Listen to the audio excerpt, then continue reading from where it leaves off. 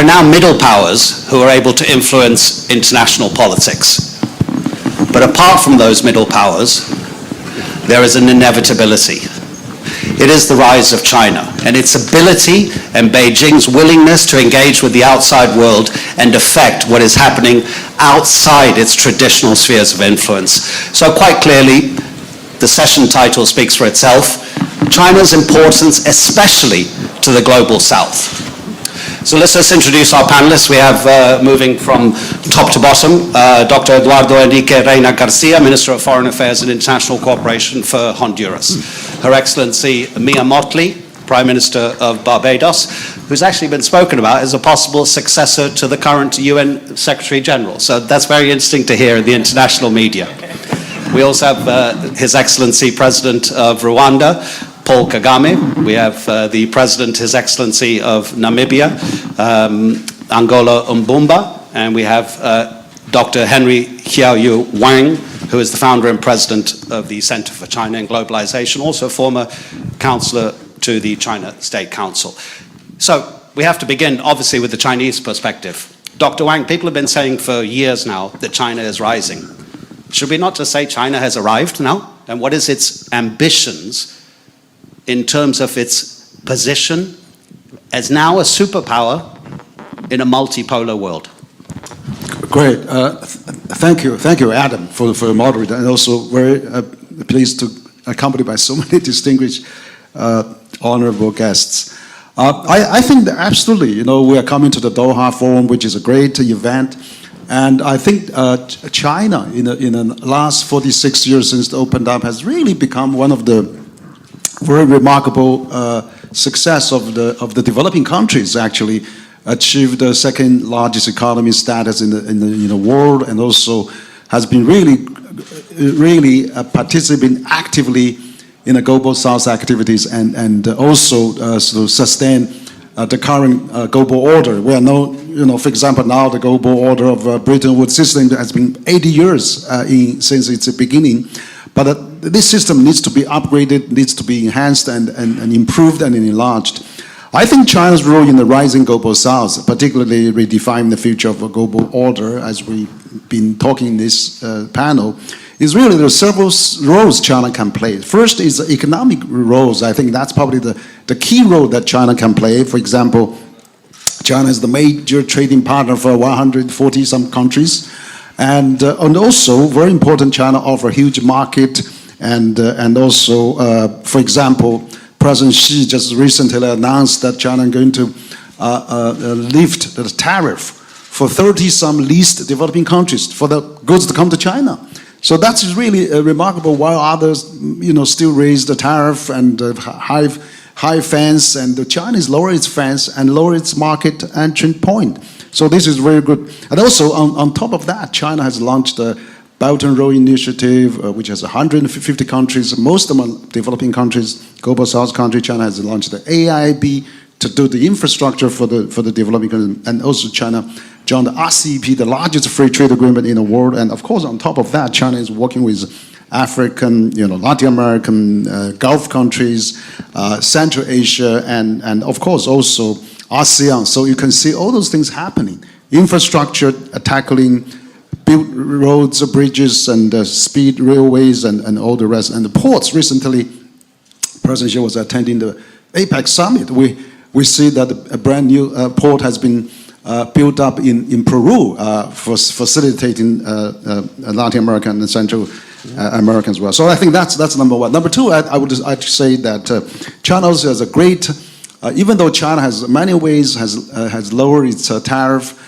and has fulfilled its obligations, but China still treats itself as a developing country because of the political identity. China wants to work for Global South, wants to really help in Global South.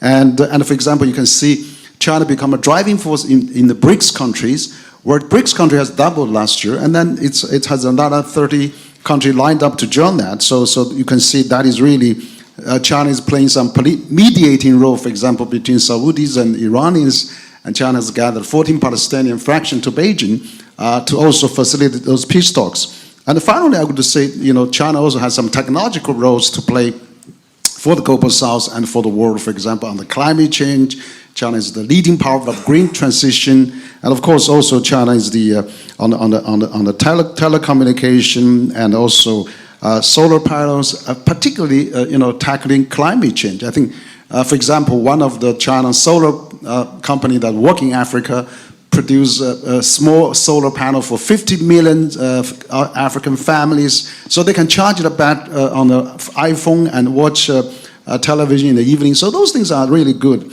So finally, I think China is not alone. China is actually would like to work with other countries, with EU, with US, sustain the UN and work with UN principles. So in many ways, I think China is ready to work with the world, and particularly to show a new driving force behind the global South countries. So that would be my comment.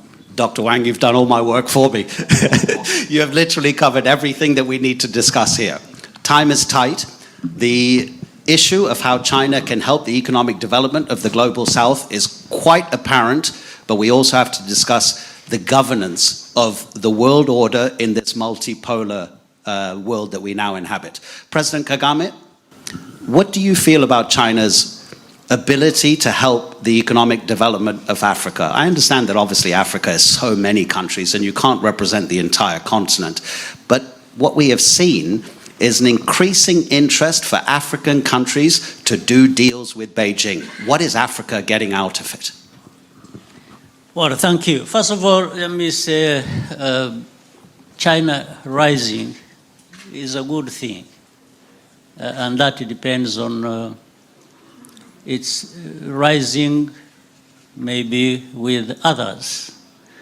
So how it conducts the business is very important, how it relates, how it cooperates with other countries, and most especially the African countries, as you raised. So it's a good thing. And there is a history between China and Africa for many years that goes back many decades. When Africa was, most of the countries on the continent were getting independence, they had a lot of support from China at the time. Now the cooperation is presents more value in terms of trade, investment, and to the point, I specifically give you an example. When there was removal of tariffs recently, we have seen for Rwanda, the value of trade we had with China rose from, say, 35 million US dollars to a very tiny amount to 150 million. So that speaks for the benefits of such measures that have been taken. I also imagine for other countries that even have bigger economies than Rwanda on the continent have benefited much more. So that's a very good thing. And this relationship doesn't come with a lot of strings attached like we have had with many other parts of the world.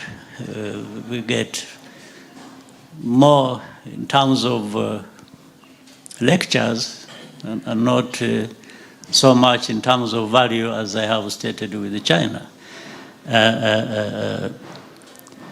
So for China, for Africa, the relationship is beneficial, and we've seen it in numbers from one country to another. And recently, the meeting we had, FOCAC in Beijing recently, we saw that demonstrated in terms of attendance and discussions and contracts signed, and also the growing value presented by Belt and Road Initiative that has been put in place by China. In Rwanda specifically, we have projects in, for example, hundreds of millions of projects in terms of value in hydro. We have hydro power station being built. We have built a large hospital that it's a university hospital. It does research with China, with the support of China. We see so many things practical to the development of our countries, and specifically I can give example of Rwanda in that sense, but I know more is happening across the continent. There has been also this prejudice about China. You talk about debt, countries falling in. I think that should not be blamed on China, much as it could take the blame for part of the blame for that. But Africans also, we need to do better in engagement with our partners, like in this case with China. We could always take loans that we know we are going to deploy to projects that are actually going to give us good returns both ways. So that can, but I have seen China is making improvement in terms of approach to how they engage Africa, especially on these projects. They target projects, not the kind of very big projects that consume a lot of money, but in the end you don't, or in the process, it is not well implemented and cause problems. So I think, and that's where the governance part comes in. The governance is about getting things right, properly, targeting the right people, the right places, and getting the returns you want from the beginning. Thank you very much indeed, Mr. President. President Mbumba, how much China has invested heavily in your country as well? Particularly, I was looking at the mining sector and how important that is to your country. But how much those traditional powers, the colonial powers of Europe that used to be engaged in Africa and also in the United States and its attitude towards the African continent, how much are they to blame actually for ignoring Africa and therefore making it easier for China to build these relationships on your continent? Thank you very much for rephrasing your questions. The title has been that the role of rising global south, redefining the future of world order. Let me join President Kagame for representing the position of the African continent very well in terms of our relationship to China. In the first place, if China is rising, China is a star in itself. It has the population, it has the history, and it has a relationship in terms of how it started contacting its contact to Africa. It did not start with coming with an army. Slowly, we start engaging one another, and especially in the liberation of Africa, they contributed. While some people who came to colonize us, they were refusing to leave. That is very, very, very clear.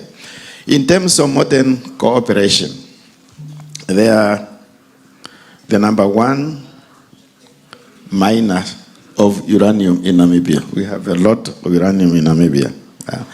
Other countries are involved too, but even the one mine which used to belong to a British company, they sold it to the Chinese. They themselves sold it to the Chinese. We did not tell them to sell it, but it's a market forces, okay?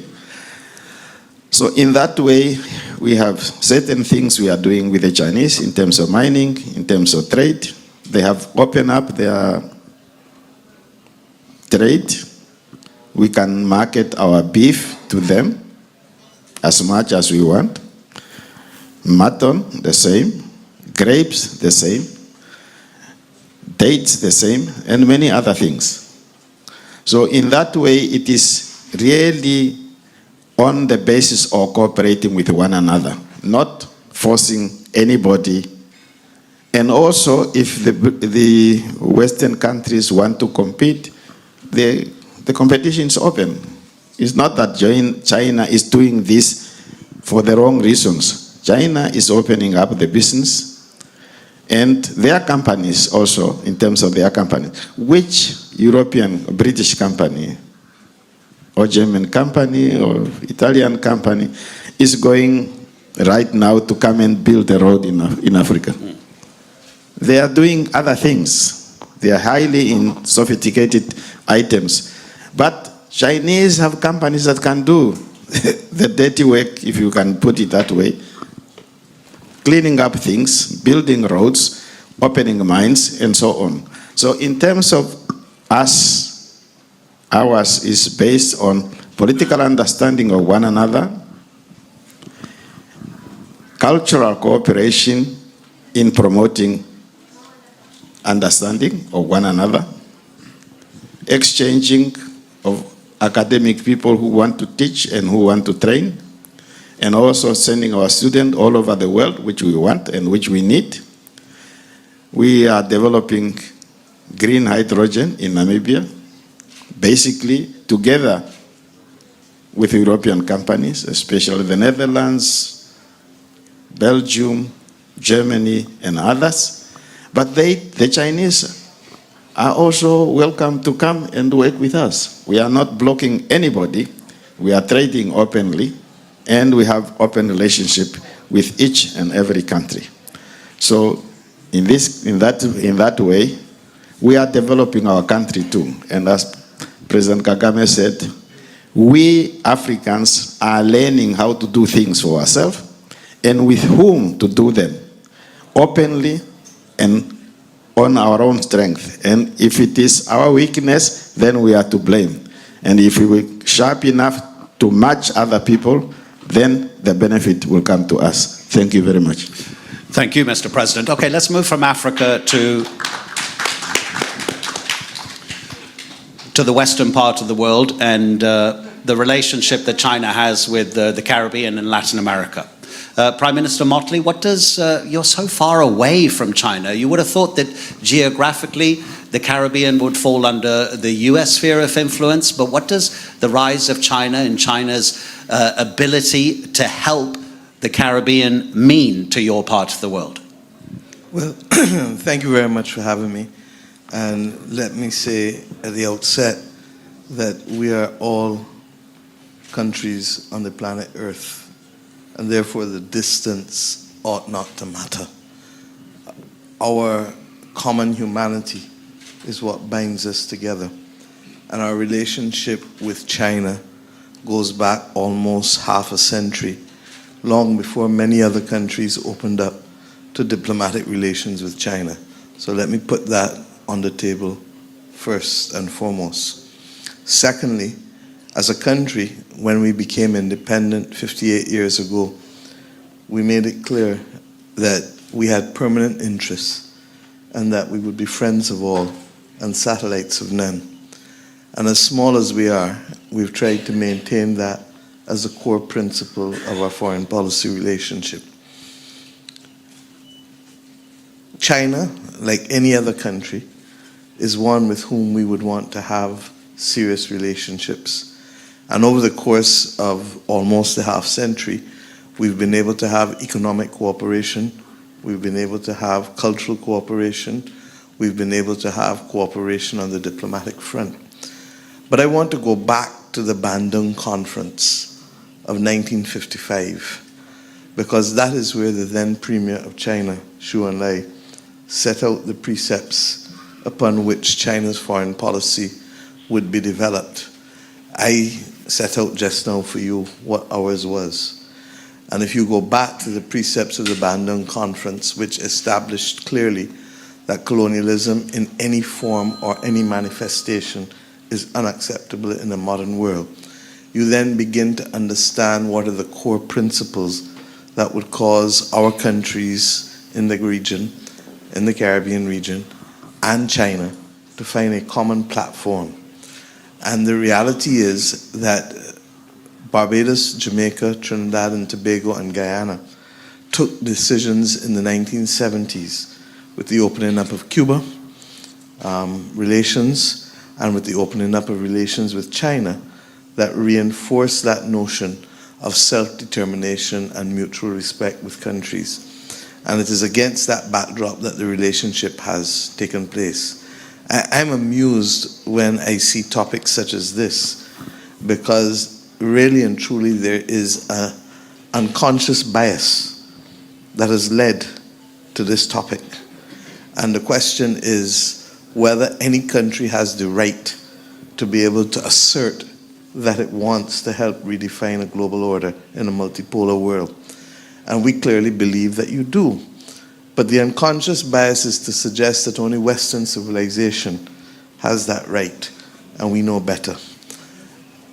If we are to be faithful to the principles of the Bandung Conference or of the United Nations International Declaration of Human Rights and the manner in which we have set out to engage each other globally, then it is in all of our interests for every country to rise as far as possible and for every country to be able to offer cooperation on the basis of mutual respect.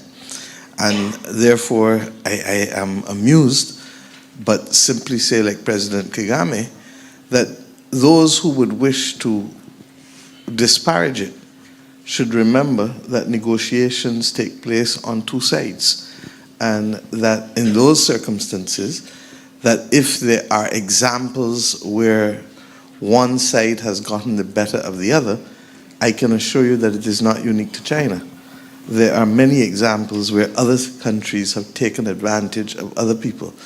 So let us focus, however, on how we can make the world a better place. And it is no doubt that there are large countries with strong economic power, military power, and strong civilizations that can make the world a better place. But the big issue is, what are the values and what is the trajectory?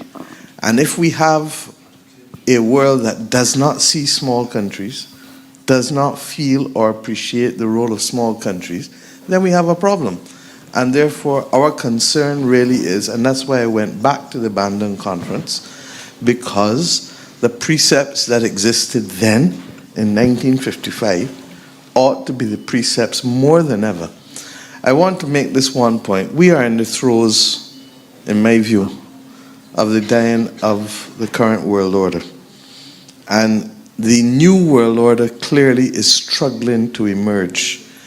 We are going to have to ask ourselves whether the only players will be sovereign countries, whether there is not a role for other players, particularly with respect to the preservation of global public goods, whether we don't need to be able to look for funding beyond country funding, particularly when countries have said that there is a dearth of capacity on their part for more public money to fight climate, to be able to fight against the pandemics of the world and prepare for the next pandemics, to be able to deal with the digital divide that is only increasing the inequity and the poverty that may exist out there. How are we going to make this world more effective? And even with the might of China or the might of the US, that is not going to be enough. And that is why I'm saying to us that what matters are the precepts and the values to which we hold firm. What matters to us is how do we preserve the global public commons? Because if a mosquito can cause someone to die, as small as it is, let us equate that now to countries. And if there are small countries that are exposed with no strong public health systems, they too can become the biggest risk to global stability if new diseases with the new pathogens that are developing because of the increased climate, because of the increased droughts, because of the increased rains, all of these things put all of us at risk. And I ask simply the question, why are we as countries behaving in a way as if we do not have a common existence and a common battle to fight that is in fact greater than what each of us on our own can mount, even China, even the US, as large as they are. The need for planetary cooperation and the need for us to see how best we can unite is really where we ought to be going, rather than worrying about who has the edge over the other. Thank you. Absolutely critical points you raised there, Prime Minister. The collective action that's needed and the issue of values. The question becomes whose values? Because if we come to Central America, Foreign Minister Garcia, what came to my mind as Prime Minister Motley was speaking was American military action to depose Morris Bishop in Grenada. But the Chinese don't seem to have that kind of judgment that they place upon others, to demand that those others have the same thoughts as they do, as the Americans. So what is China's relationship like with Central America, considering, again, what we've seen of those traditional northern global powers disregarding Africa and the way America has treated Central America over the past, you tell me how long? Oh, there's so many examples of American abuses in Central America. Thank you, Adam, and it's great to share this panel with so distinguished head of state and government. Well, I think Honduras, for us, we arrived a little late in this relation with China in comparison with all other countries. We just have 1 year, 9 months of relation with China. In fact, we had a relation with Taiwan. And our president took the right decision, a pragmatic decision on the reality. The role of China in global order is there. China is the second or third trade partner for all Latin America, almost all Latin America. And even for Honduras, when we still have a relation with Taiwan, China became the third relation in trade partner. So really we have just to adjust of this reality. And in fact, I think it's not also the rising role of China in the global order, but also how the global south is changing. And as of all the mention of the presidents and the prime minister before of me, I think China is not only changing, we are also changing. And as Prime Minister Motley said, really is the respect of this self-determination, this respect of not intervention in our affairs. It's not only that we will not accept that someone impose what to do, but also someone trying to impose with whom we have relation or we have developed a relation. China, I think we have been constructing as Honduras a new relation in this short period of time. We are negotiating a free trade agreement. We already have China as an important market for products, and it's all right, I think. And as you mentioned, sometimes other powers are trying to, even though the world has changed to a new world order by itself, they're trying to impose practice of the old global order. There are still minds, not only in the US, but also in Europe, they're trying to live within the Cold War thinking, and they're trying to impose that to you. There are some mention of congressmen or senators in the US trying to say, don't go further with China. Don't go further with relation with other countries. Or for example, you have to support us in these issues related with the conflict in Russia or Ukraine. But I think we have been developing our sense of relations. And afterwards, sometimes this conflict between global powers and then leaving you alone there with the fight that is not yours. So we have to be very pragmatic. And I think China is developing a relation of respect, mutual benefits. And I think we are enjoying that relation, and we will move forward to develop this relation with China. And also I think there are many things that we may work together for the improvement of the realities of our own peoples, not only with China, but also within the global South, how we may work together, because sometimes for Central America, as you mentioned, historically, we have been so close to the US, but so far also from our neighborhood. We have been far from Latin America, we have been far from the Caribbean, and we need to work together, really, as Prime Minister showed, really, we need to work together to face the realities and the crises of the world, like in climate change, like in conflicts, like the pandemic show us that if we are alone, we will not go together. And as His Highness said today in the opening of this forum, how is adaptation, innovation? And with that, we have to work. And one bit of example, when the US started relation with China during the 70s, it was a new innovation. It was the right thing to do. They enjoy it, and also the European enjoy it, how China openness make them improve in their markets and their capabilities. But right now that China has get a higher level of competition with these world powers, now they're trying to impose you not to go with a relation with China. So it is a kind of double standards.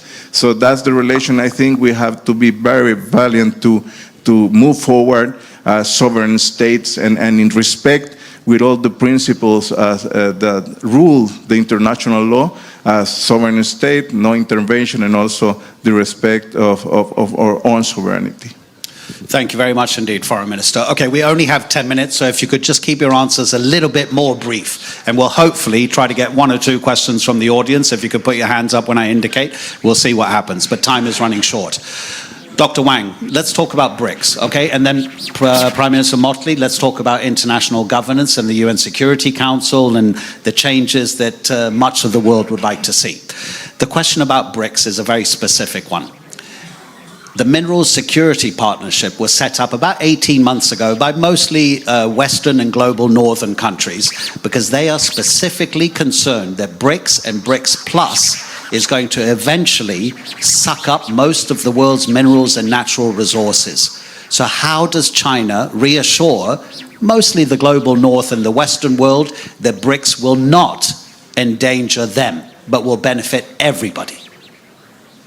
Well, thank you, Anna. And absolutely, the BRICS actually, the success of BRICS largely actually depends on its economic cooperation. So I think this is a beauty of the BRICS is it does not have a, judged by the ideological values or camps comes from, we have Turkey. I had a foreign minister of Turkey, Fidan, come to my office saying that Turkey would like to be part of the BRICS because it's a NATO country also. So you see, it's open, inclusive, and it's really equal to all the partners. So I don't think that BRICS is going to be a ideological camp or security alliance or of any other nature. It's really purely economic, really development circles, I would say. It's really stimulating all the countries to develop. So I don't think that's going to exclude global northern countries.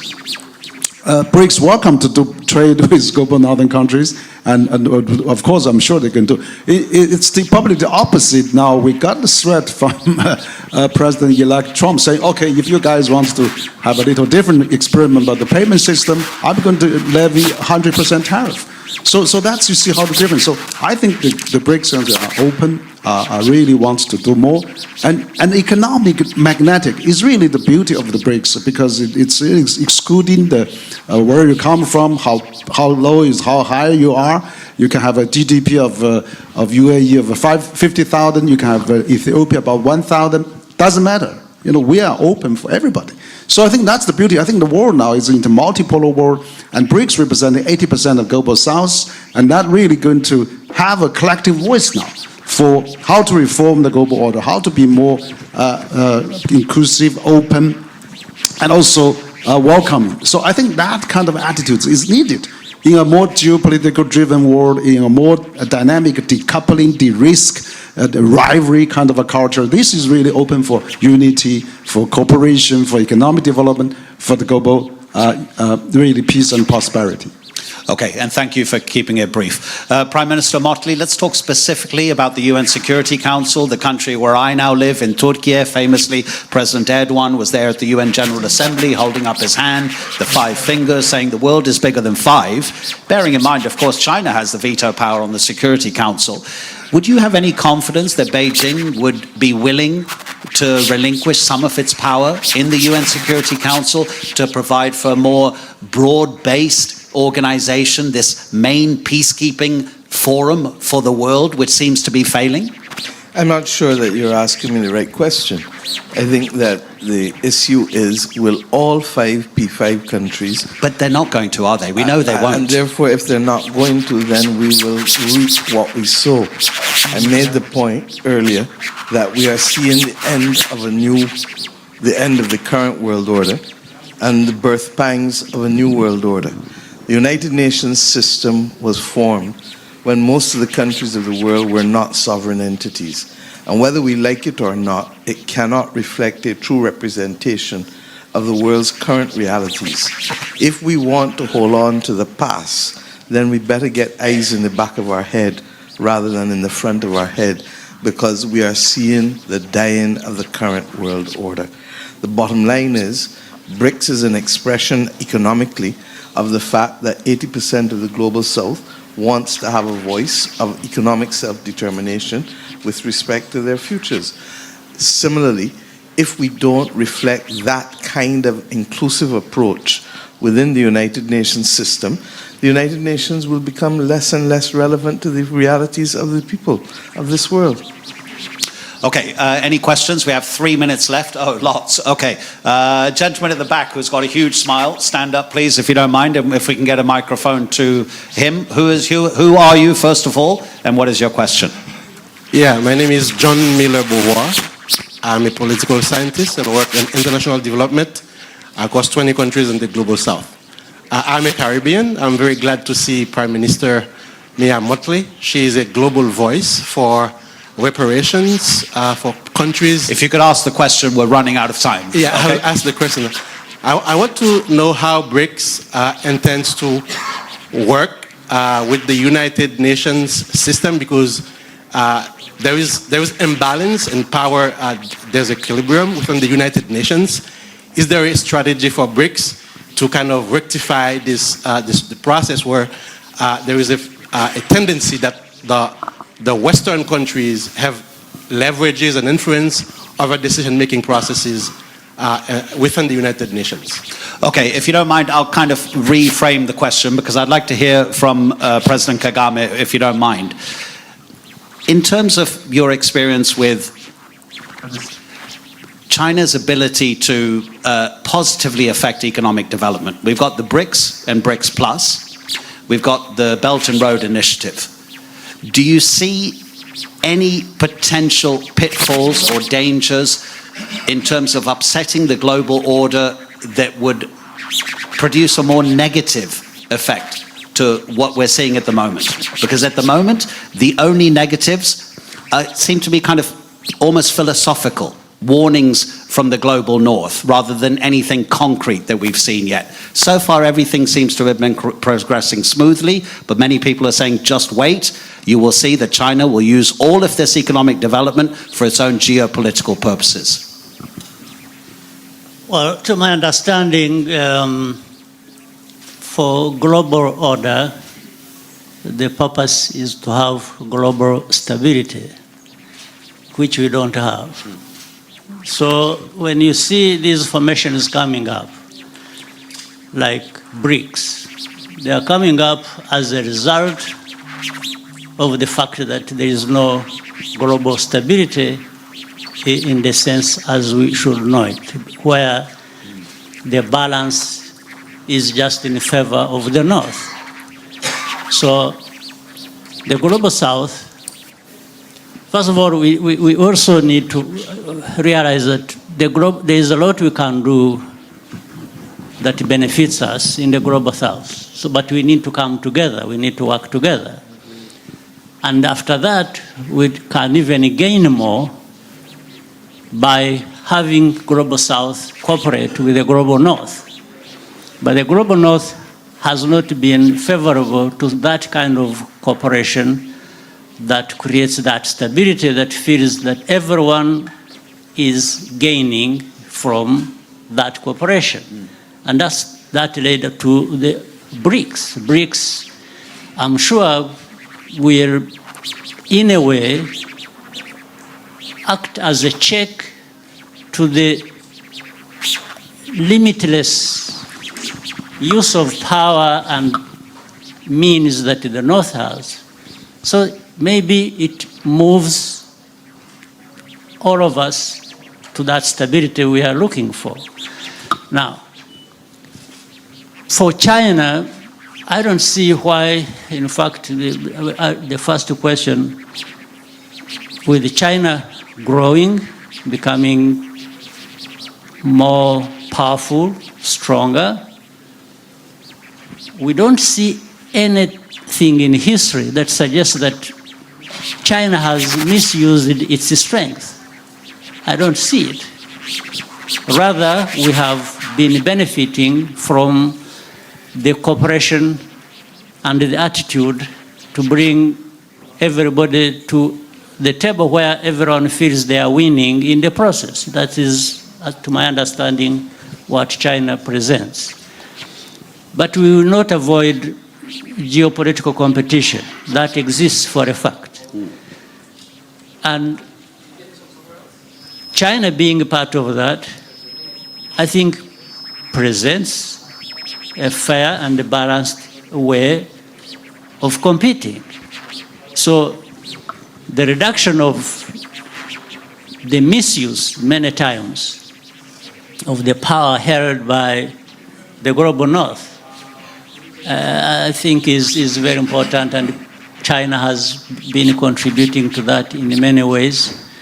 And for the global South, those of us, small, big countries, we just need to work together and make sure that we are contributing our fair share to this global stability that the world wants.